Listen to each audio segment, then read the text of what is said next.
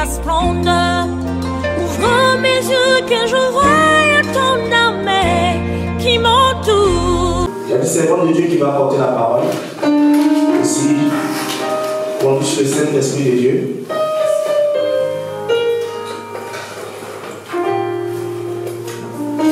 Que la volonté de Dieu soit faite en ce lieu. Je sens que ceux qui sont là vont recevoir quelque chose de puissant. J'appelle la servante de Dieu, grâce de Dieu.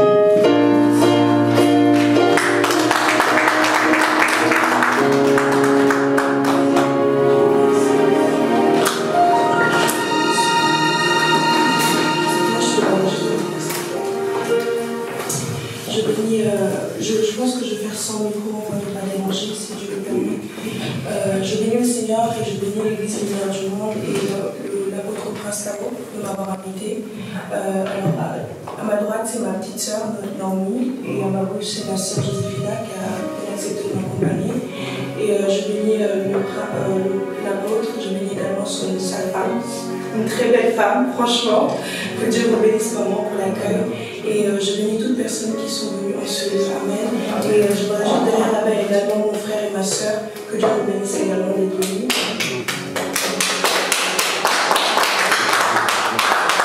Je rends grâce à Dieu pour cette opportunité. Je pense que ce n'est pas un église, c'est une grâce quand le Seigneur nous permet de parler de sa part. Et c'est vrai que nous sommes jeunes, mais nous combattons le beau combat de la foi. Et je crois que c'est par la grâce de Dieu qu'aujourd'hui nous parlons de la part du Seigneur. Je ne sors pas de nulle part, je suis une famille chrétienne. Mes parents sont chrétiens, je bénis mes parents là ils sont, papa Alex, maman, vous soyez bénis pour le travail que vous avez effectué de la vie de vos enfants. Amen. Je bénis également toutes les personnes qui m'ont encadré jusqu'à arriver à maintenant, que Dieu vous bénisse également. Et je rends grâce au Seigneur pour la vie de tout un chacun. Aujourd'hui, j'aimerais juste que vous soyez connectés au Saint-Esprit ce soir. Ne regardez pas à mon âge, ne regardez pas la petite jeune femme qui est au-devant de vous, mais regardez à l'Esprit de Dieu. Car c'est de la part du Seigneur, à tous ceux qui nous reçus, il leur a donné le pouvoir de devenir enfants de Dieu. Et si nous sommes là, c'est pour parler de la lumière. Et j'ai beaucoup aimé ce terme qui est la lumière du monde. Et moi, sur ce que je veux me baser, c'est vraiment la lumière du monde. Par moments, certains nous rejeté. Alors c'est cette lumière-là que le monde a besoin. C'est cette lumière-là que nous, chrétiens, nous avons besoin. Mais comment parvenir à cette lumière? C'est pour ça qu'avant que je puisse commencer, il y avait un chant qui montait dans mon cœur qui disait que tu es Yahweh, Alpha et Omega.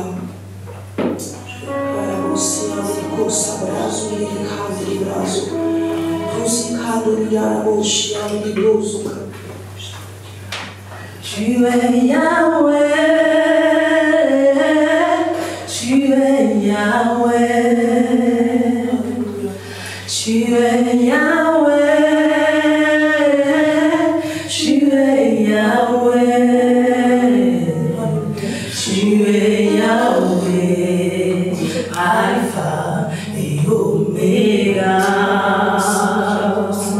tu es Yahweh, Alpha et Omega. Tu es Yahweh, tu es Yahweh, tu es Yahweh, tu es Yahweh, tu es Yahweh, Alpha et Omega.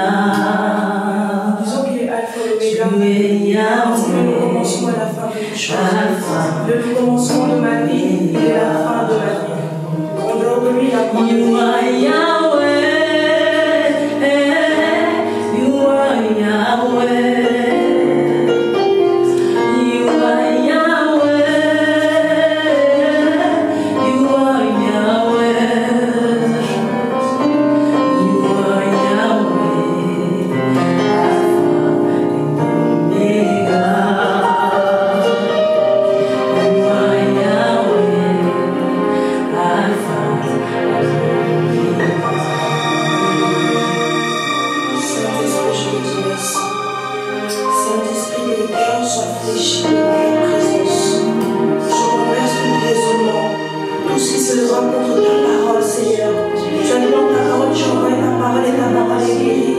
Saint-Esprit, que ta parole puisse nous guider.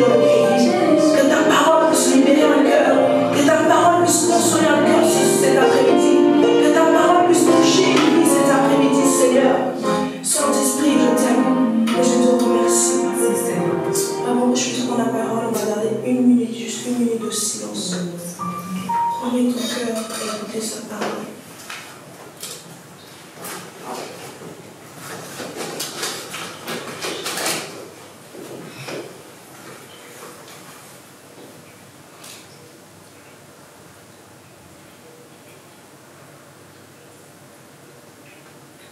Amen.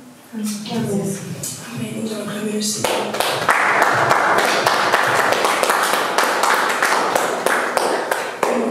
Après le temps, je ne vais pas vous faire lire beaucoup de versets.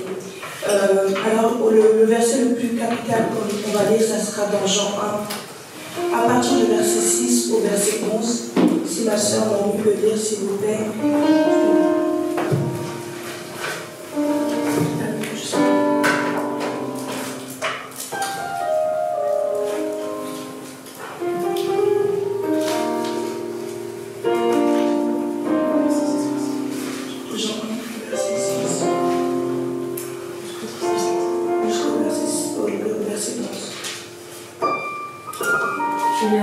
Je vais commencer par verset 5, s'il te plaît. Je lis la parole de Dieu dans Jean 1, verset 6. Verset 5. Pardon, verset 5 jusqu'à 11. La lumière vit dans les ténèbres et les ténèbres ne l'ont point reçu. Il y eut un homme envoyé de Dieu, son nom était Jean. Il vint pour servir de témoin, pour rendre témoignage à la lumière, afin que tous crussent par lui. Il n'était pas la lumière, mais il parut pour rendre témoignage à la lumière. Cette lumière était la véritable lumière, qui, en venant dans le monde, éclaire tout homme. Elle était dans le monde, et le monde a été fait par elle. Et le monde ne l'a point connue. Elle est venue chez les siens, et les siens ne l'ont point reçue. Amen. Amen. Amen. Amen. Merci Seigneur pour ta parole. Moi, ce qui m'intéresse, je suis venue présenter seulement celui qui est la lumière du monde. Je suis venue présenter Christ. La première des choses que, quand l'apôtre m'a parlé de cet événement, j'ai entendu divine, les églises parlent, mais les églises ne présentent pas assez la personne que je suis. Les églises vont nous parler de mariage, chose qui n'est pas mauvaise. Les églises vont nous parler de comment financièrement être stable, chose qui n'est pas mauvaise. Mais on oublie le socle qui est Christ en fait. On oublie le socle qui est Jésus parce que lui, il est la lumière du monde en fait. Et ce qui m'intéresse, c'est qu'il est dit que Jean, son nom était Jean, il vint pour servir de témoin. Mais ce n'était pas Jean le témoin.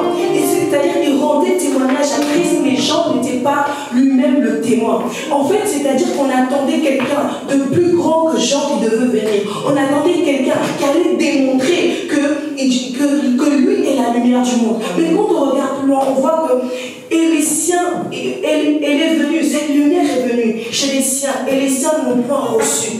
La lumière de Dieu est venue, mais les siens ne l'ont pas reçu. Qui sont les siens aujourd'hui? Les siens, ce sont peut-être nous et vous qui sommes à l'église. Nous venons prier tous les matins, mais nous ne recevons pas cette lumière. Nous n'acceptons pas la vie de Christ en nous. Nous n'acceptons pas de marcher selon la volonté du Père, selon la volonté du Fils, selon la volonté du Saint-Esprit. Nous sommes ceux-là qui reçoivent la parole, mais nous ne mettons pas en pratique cette parole. Alléluia. Amen. Et là encore, je voudrais parler que quand il dit que les siens ne l'ont pas reçu, on voit dans la Bible la femme samaritaine. Quand Jésus s'approche de cette femme, Jésus s'approche d'elle, elle avait plusieurs maris, etc. Et j'aimerais dire à quelqu'un, la lumière ne vient pas seulement pour les gens qui sont bien. La lumière ne vient pas seulement pour les gens qui sont éclairés, mais cette lumière vient pour les personnes qui sont dans l'ombre. Cette lumière vient pour les personnes qui sont affligées. Cette lumière vient pour les personnes qui sont dans des problèmes. Et c'est comme ça que la femme samaritaine avait rencontré la lumière qui était Jésus. Oh, quand on voit dans l'histoire de la femme samaritaine, on dit qu'il est l'eau de la vie. Oh God. Et cette femme, la femme samaritaine, elle a dit, mais quel rapport y a-t-il entre vous et les Juifs? Il n'y a aucun rapport. Il lui a dit, si tu savais celui qui te demande de l'eau à boire, c'est toi-même qui lui aurais demandé de l'eau à boire. Des fois, nous venons à l'église, nous n'avons pas conscience de qui nous venons adorer. Des fois, nous venons à l'église, nous n'avons pas conscience quel est ce Dieu-là que nous venons chercher. Les gens viennent à l'église maintenant par plaisir. Les gens ne viennent plus pour recevoir. Comme cette femme-là, en fait. Et Dieu, Jésus lui avait dit que si tu savais qui j'étais, c'est toi-même qui m'aurais demandé l'eau à boire. Et Jésus est cette eau que quand tu bois, même quand tu passes par des l'ombre de la vallée de l'ombre de la mort, il est celui qui t'accorde l'assurance. Il est celui qui t'accorde la paix. Il est celui qui t'accorde la joie. Je ne sais pas, peut-être que tu es passé par une déception. Tu as peut-être connu une blessure au niveau de ton âme. Mais il a dit qu'il est l'eau de la vie. Quand on boit de l'eau, on se sent sent bien. Quand on a soif et qu'on boit de l'eau, l'eau en fait nous hydrate en fait. C'est comme ça également Jésus. Quand il vient dans ta vie, il vient t'hydrater. Peu importe les douleurs que tu as eues, les douleurs de l'enfance, ce que tu as pu vivre, comment tes parents étaient avec toi. Mais quand tu rencontres Dieu, il se révèle comme un père. Je ne sais pas de quelle manière Jésus s'est révélé dans ta vie. Je ne sais pas où tu as mis Jésus. Mais aujourd'hui, j'aimerais te présenter un Jésus qui vient dans ta vie comme la lumière pour te faire sortir des ténèbres. Alléluia. Comme la lumière pour nous faire sortir des ténèbres. On peut considérer que la femme samaritaine était dans les ténèbres.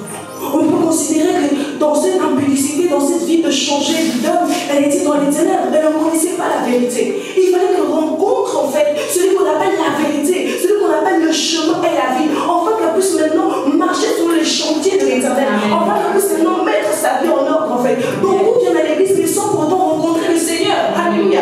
Nous sommes à l'église mais nous passons à côté de Jésus.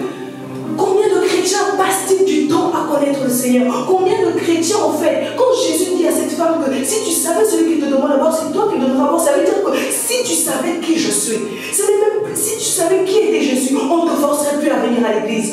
Si tu savais qui était Jésus, on ne te forcerait plus à prier. Si tu savais qui est Jésus, mais nous sommes dans une époque où nous cherchons Jésus par intérêt. Mais nous ne cherchons plus le Fils de Dieu pour avoir une réelle intimité avec lui. Et on voit que Jean, ici qui est venu rendre témoignage dans un Jean, Dieu lui dit dans l'Apocalypse, monte ici, je te ferai voir. Comment on parvient à voir les choses de l'esprit? Quand on rentre dans l'intimité avec celui qui est la lumière du monde. Quand on parvient dans l'intimité, c'est quand tu rentres dans l'intimité que Dieu te révèle des choses cachées que tu ne connaissais pas. Alléluia.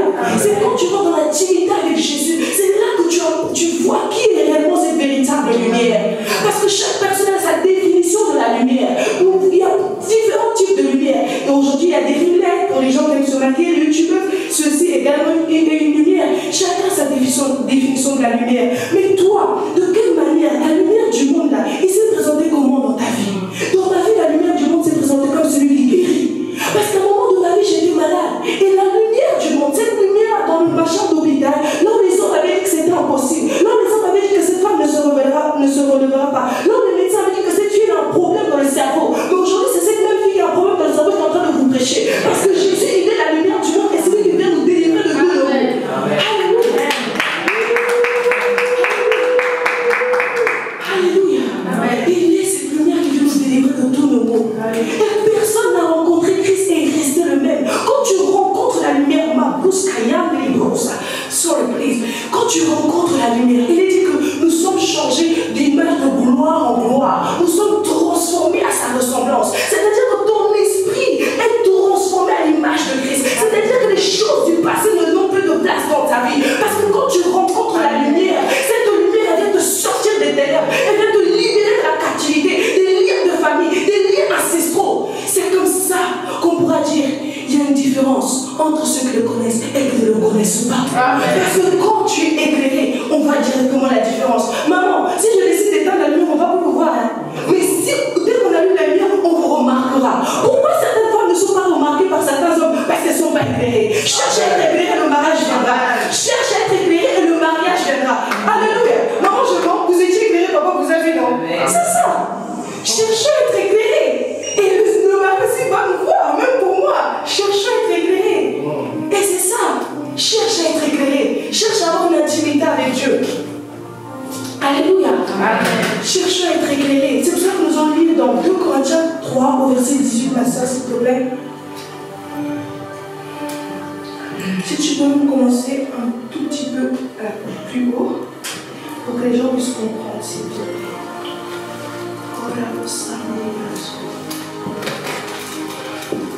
Tu lis la parole de Dieu. Je lis la parole de Dieu dans 2 Corinthiens, verset 3, chapitre 3, verset 18. Monte un peu plus, s'il te plaît. Je lis la parole de Dieu dans 2 Corinthiens 3, verset 17. Or, commence même par jusqu'à 14, à partir de 14. 2 Corinthiens 3, verset 14. Mais ils sont devenus durs d'entendement, car jusqu'à ce jour, le même voile demeure quand doucement les gars. Ils sont devenus durs d'entendement, car jusqu'à ce jour, le même voile demeure. Ok? Comme on est là-dedans. Quand ils font la lecture dans l'Ancien Testament, ils ne se lèvent pas. Ok. Comme nous, certains chrétiens, quand on fait la lecture de l'Ancien Testament, on ne se lève pas, ok? Parce que c'est en Christ qu'il disparaît. Ok? Jusqu'à ce jour, quand on lit Moïse, un voile est jeté sur leur cœur. Ok? Mais lorsque les cœurs se convertissent au Seigneur, le voile est ôté. D'accord? Or, le Seigneur, c'est l'Esprit. Et là où est l'Esprit du Seigneur, là est la liberté. Amen. Nous tous qui, le visage découvert, contemplons comme dans un miroir la gloire du Seigneur, nous sommes transformés en la même image de gloire en gloire par le Seigneur, l'Esprit. Nous sommes transformés de gloire en gloire. Quand tu rencontres la lumière, ils ont lu Moïse, mais ça n'a rien changé. Ils ont lu peut-être Mahomet, ils ont lu peut-être le Coran, mais ça n'a pas transformé leur vie, ça n'a pas changé leur vie. Mais quand tu rencontres la lumière, cette lumière te change. Tu deviens une nouvelle créature en Christ. La lumière de Dieu pénètre dans ta vie, elle change les données de ta vie. Elle change les données de ta vie. Et on voit que le Seigneur dit que les siens ne l'ont pas reçu. On voit Jésus face à Ponce Pilate. On cherchait à détruire Jésus. Ils ont cherché une cause politique pour que lui, on puisse ôter la vie à Jésus. Mais Ponce Pilate dit qu'en lui, je n'ai point trouvé de péché. En lui, je n'ai point trouvé d'erreur. Parce que notre Dieu est un Dieu sans tache ni ride. Mais à quel moment le corps du Christ sera-t-il également sans tache ni ride? À quel moment le corps du Christ allons-nous abandonner notre mauvaise vie pour suivre la véritable lumière? À quel moment nous, sœurs à l'église, allons-nous abandonner la vie du péché pour nous consacrer totalement à Christ? Parce qu'il a dit, j'agis tel que le Père agit. Mais est-ce que nous agissons tel que la lumière agit? Est-ce que nous agissons tel que Dieu agit? Ce soir, c'est un message que Dieu m'a donné cet après-midi pour réveiller nos cœurs à revenir à la vraie présence de Dieu. Tu as besoin de la présence de Dieu dans ta vie. Tu as besoin de cette lumière que le monde a rejetée. Tu as besoin de cette lumière que les hommes ont rejetée, que les philosophes ont rejetée. Ils ont cherché par A plus B, mais cette véritable lumière, c'est Jésus-Christ de Nazareth. Cette véritable lumière, c'est Jésus-Christ de Nazareth. Cette véritable lumière, c'est Jésus-Christ de Nazareth. L'homme, l'agneau mâle, quand on parle dans Exode, l'agneau mâle, à l'époque, dans Exode 12, on voit qu'on avait besoin d'un agneau mâle, d'un an, pour que l'ange d'abord, quand il va passer, quand ils mettront le sang, que l'ange ne puisse pas les détruire. Mais maintenant, on parle de l'agneau mâle, qui est Jésus-Christ, qui a donné son sang à la croix de Golgotha. On voit que nous n'avons plus à tuer des boucs, à tuer des choses. Non, parce que lui-même s'est donné comme sacrifice à la croix de Golgotha. Est-ce que nous réalisons que Christ a donné sa vie pour nous? Est-ce que quand on vit dans le péché, si tu arrives encore à te sentir à l'aise dans le péché, c'est que quelque part, tu n'es pas encore transformé à son image. C'est que quelque part, la lumière de Dieu ne s'est pas encore imprégnée de ta vie. Vraiment, je prie à nous tous. Cette lumière-là est capable de changer la vie de quelqu'un. Cette lumière-là est capable, même si tu es comme Esther, orpheline de père, de mère, il est capable de te ramener de la bassesse vers la grandeur. Cette lumière est capable de changer les données de ta vie. Amen. Je ne sais pas quel est le problème qui te fait pleurer. Je ne sais pas quel est ce problème, ce fardeau que tu portes. Mais il est la lumière du monde. Il a dit, venez à moi, déchargez sur vous tous vos fardeaux. Amen. Il nous appelle à nous décharger complètement. Tu peux aller te décharger auprès d'une amie. À un moment, elle va être fatiguée de toi. Mais lui, il n'est jamais fatigué de porter le fardeau. Il n'est jamais fatigué de nous entendre. Il n'est jamais fatigué. Il a dit, invoque-moi, je te répondrai. Amen. Même dans la détresse, il te répondra. No matter what people say about you, peu importe ce que les gens peuvent dire sur toi, sache que Dieu, lui qui est la lumière du monde, s'il a pu pardonner à cette femme samaritaine, s'il a pu changer l'histoire de la prostituée de Rahab, qu'est-ce qu'il ne peut pas faire dans ta vie? Quel est ce crime que tu as commis qui dépasse l'entendement de Jésus? Il n'y en a point. Amen. Il n'y en a point, bien-aimé. Que le Seigneur bénisse sa parole. Amen.